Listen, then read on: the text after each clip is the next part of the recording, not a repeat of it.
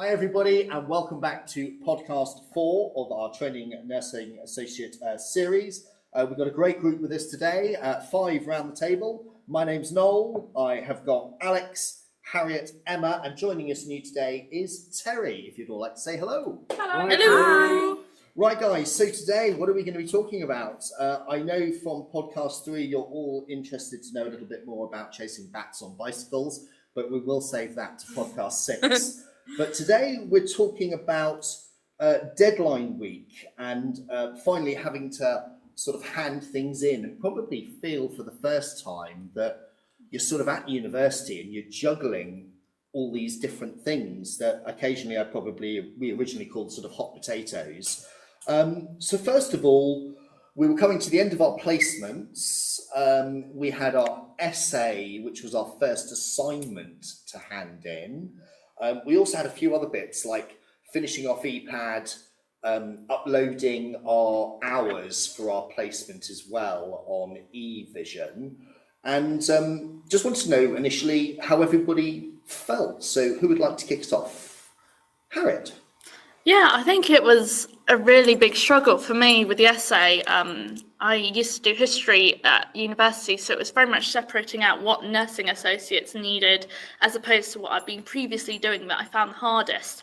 With regards to placement, I was quite organised. I know how busy nurses are, as I'm sure everybody listening to this can appreciate. So what I did was I deliberately set I aimed for 3 days that I could meet with my practice assessor on the basis of if the first one fell through because something had suddenly come up, then there was another day that we could do it. And I was very much in that mindset with a lot of my practice stuff of I'm going to make sure there are multiple days. If something happens, it's okay. I've got that time.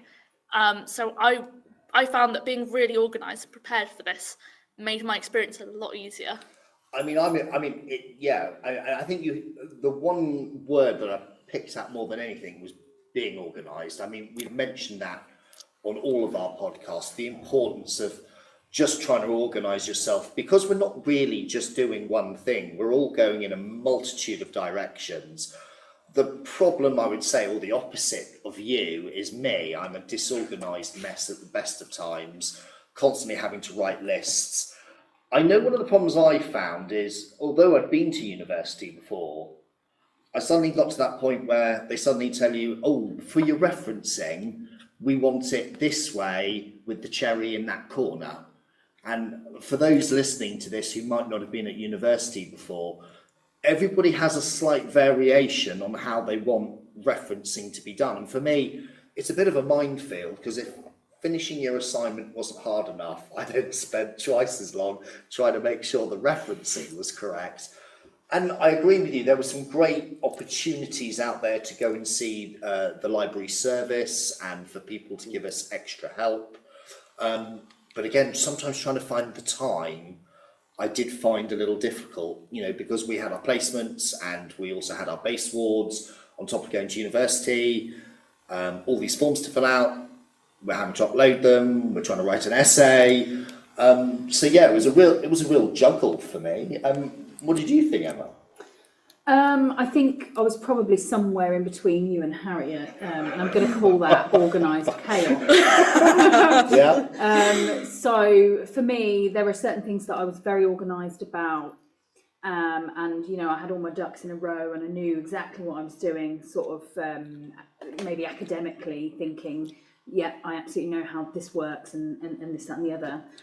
But there were certain aspects to which I had absolutely no idea what I was doing at all. And it was kind of a case of really winging it. So, turning up to placements, figuring out where we're headed after that. Do I need to book in for this library session? Is this mandatory? Is this...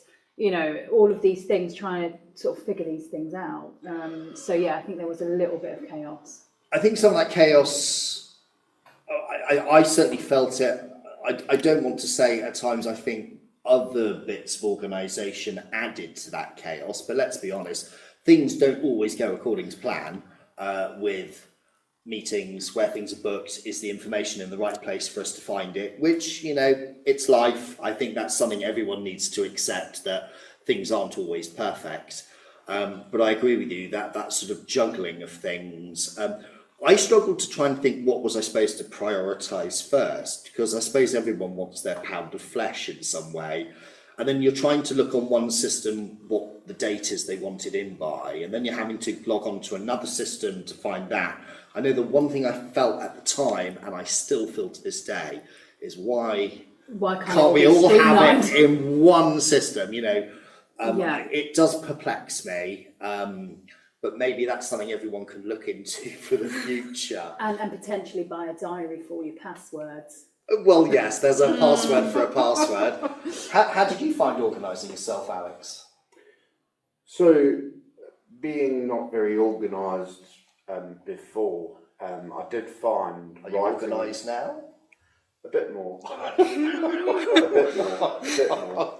I found writing lists and things, what I need to get done, what needs to be done. So in placement, when you need to have your interview done, have you done all the proficiencies and things like that. What I found quite surprising is when I was doing the essay, my level of academic writing improved as I went. So what I mean is you sort of start off a very rough draft, and then as you go, you start to look for fancier words, if you like. Is that because you haven't done much writing from leaving school or... Exactly. Yeah. I mean, I've left school a few years ago. Quite a while ago, about 15 years. No, longer than that. Yeah, I left 28 years ago, so yeah. Yeah, about 20 years ago then. Oh gosh. Yeah, let's not all think about it. Yeah, so, in regards to obviously how many years ago we were all at school, but Terry, what were you thinking in regards to sort of all of this that we had to deal with? I think for me, I kind of thrive on that exciting unknown. And that really helped me through actually, but I did also take a bit of what Harriet was saying and being a little bit more organised in terms of preparing for more than one opportunity to do my interviews and making sure that everything was done on ePad and just ensuring that it was done to the standard that was expected and checking that with other colleagues as well. That's something that's been really useful to me and with other students and sharing this opportunity with other students as well. Some really good points again. I know certainly for the ladies around the table, I think organisational skills, certainly come more naturally. Us boys tend to be the chaotic ones. But the one thing that interests me, how many of you were quite regimented with doing a bit of your essay every week since we were given the assignment? Absolutely. So for me, the way I work is I tend to just be able to just only do one thing at a time. So once I've got something going, I'm really reluctant to stop it to start something else. And I found that really quite challenging because having to just sort of stop midway through something and then sort of almost switch over your way of thinking to do something else, I found personally really difficult.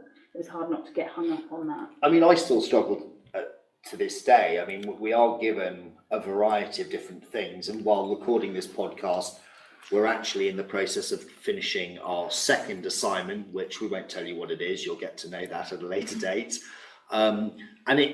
For me, I've always been one of these people that needs to almost get to the last 2 weeks, get that panic level, as high as possible to motivate myself to go, oh my God, I've got to do this. I know everyone's different. I mean, for you, Alex, did you start your assignment nice and early and get it all done and dusted?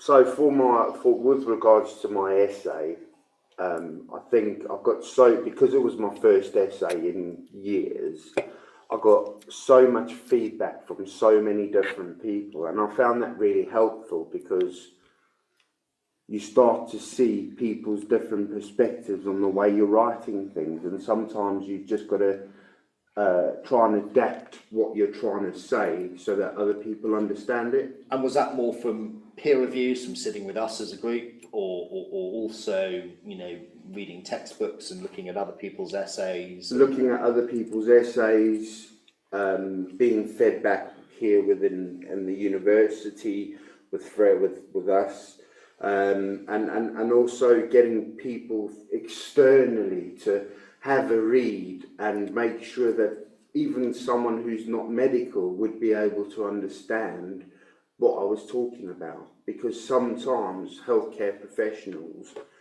tend to go off on a tangent using those words, and then all of a sudden you've written a whole bunch of words that make no sense to the person who doesn't